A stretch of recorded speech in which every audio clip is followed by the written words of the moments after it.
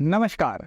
सबसे पहले मैं आपका दिल से धन्यवाद देना चाहता हूं जो आपने हमारे प्रोग्राम पे ट्रस्ट दिखाया है और इनरोल किया है।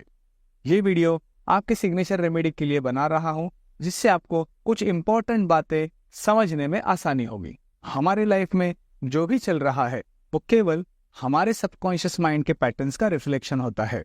आपके हैंडराइटिंग से और आपके सिग्नेचर एनालिसिस से हम आपके सबकॉन्शियस माइंड के पैटर्न्स के बारे में आसानी से जान सकते हैं और आपके फाइनेंशियल ग्रोथ में रुकावट पैदा करने वाले पैटर्न्स को अंडरस्टैंड कर सकते हैं। सिग्नेचर रेमेडी आपके फाइनेंशियल ग्रोथ के लिए सबकॉन्शियस माइंड के पैटर्न्स को रिवायर करने में मदद करती है। तो चलिए शुरू करते हैं। एज ए बिजनेस ओनर आपको हमेशा फ्लेक्सिबल रहना होता है, इसलिए आपको आपके नाम का केवल इनिशियल लेटर निकालना है। अपने सिग्नेचर में आपको पूरा नाम नहीं लिखना होता है और अपना पहला लेटर आपके हैंडराइटिंग के साइज से डबल निकालना होता है। इससे आप बड़ा सोच पाओगे और बड़ा काम करने का कॉन्फिडेंस आपके अंदर आना शुरू होगा।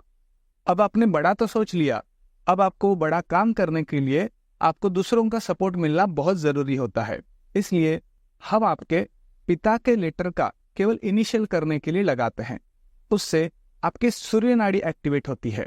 दूसरा लेटर केवल पिता का लेटर नहीं होता है, इससे आपका गुरु, आपका बिजनेस पार्टनर और आपके लाइफ में जो भी बड़ा व्यक्ति आता है जो आपके लाइफ को इन्फ्लुएंस कर सकता है, वो सभी चीजें इससे एक्टिवेट होती है और आपको उनसे ऊर्जा मिलना शुरुआत होती है। इसलिए सेकंड लेटर बहुत इंपॉर्टेंट होता है। सेकंड लेटर आपके पहले लेटर से 20% छोटा निकालना है और उसका कैपिटल फॉर्म होना चाहिए। अब आते हैं आपके सरनेम को लेके।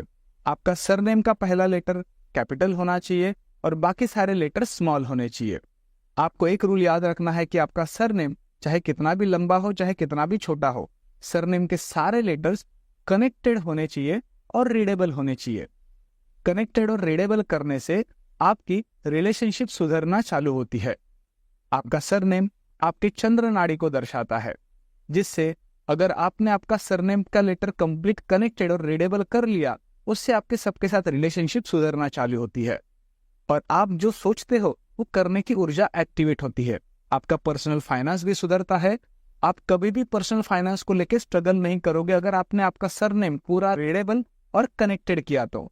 इसलिए आपका सरनेम कनेक्टेड और रीडेबल होना बहुत जरूरी होता है। सिग्नेचर प्रैक्टिस रोज रात को सोने से पहले और सुबह तुरंत उठने के बाद बेड पर ही करनी है। सिग्नेचर प्रैक्टिस एकदम धीरे धीरे और केवल ब्लू पेन से ही करनी है। अगर आप कहीं ट्रैवल कर रहे हो तो सिग्नेचर प्रैक्टिस की बुक आप साथ में कैरी कर सकते हो। सिग्नेचर प्रैक्टिस लगातार 45 दिन तक करने से आपके सबकॉन्शियस माइंड के पैटर्न्स को रिवायर होने में आसानी होती है। कोशिश करें कि रोज प्रैक्टिस में किसी भी प्रकार का गैप ना हो। कम से कम 21 दिन तो बिना रुकावट करना अनिवार्य है। अब सबसे इंपॉर्टेंट बात, सिग्नेचर प्रैक्टिस के बाद आपको पिछले पेज पे कुछ होमवर्क करना होगा। आपको जिसने भी जाने अनजाने दिल दिखाया होगा, आपको उसका नाम लिखकर उसे माफ करना है और आपने जिसका जाने अनजाने दिल दिखाया होगा उसका भी नाम लिखकर उससे माफी मांगनी होगी। तो ये आपको केवल लिखित फॉर्मेट में करना है। उसके बाद नीचे लिखना है कि मैं उन सभी लोगों को दिल से धन्यवाद देता हूं जिन्होंने मेरे जीवन में फाइनेंशियल हेल्प करके आगे बढ़ने में मदद की है। मैं उन सभी लोगों को दिल से धन्यवाद देता हूं जिन्होंने मेरे जीवन में इमोशनल हेल्प करके आगे बढ़ने में मदद की है। और कुछ पॉजिटिव अफर्मेशन आपको लिखने हैं, बाद में सो जाना है। इससे आपके लाइफ के इमोशनल ब्लॉकेज क्लियर होके फाइनेंशियल ग्रोथ के लिए लगने वाली एनर्जी कनेक्ट होना शुरू होती है।